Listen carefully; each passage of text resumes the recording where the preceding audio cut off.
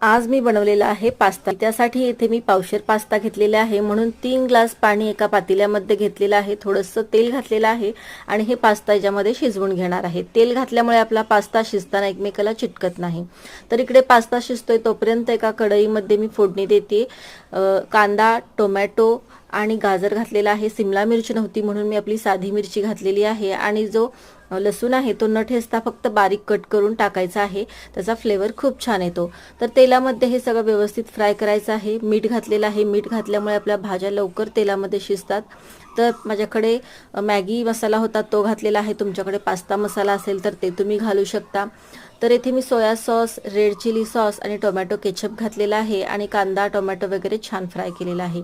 इकडे आपला पास्ता शिजलेला आहे। मी झाऱ्याच्या मदतीने पास्ता इकडे कढईमध्ये घातलेला आहे, तर थोडंसं पाणी होतं ते त्यामुळे मी पास्ता पुन्हा एकदा फ्राय करून घेतला, तर तयार आहे आपला पास्ता।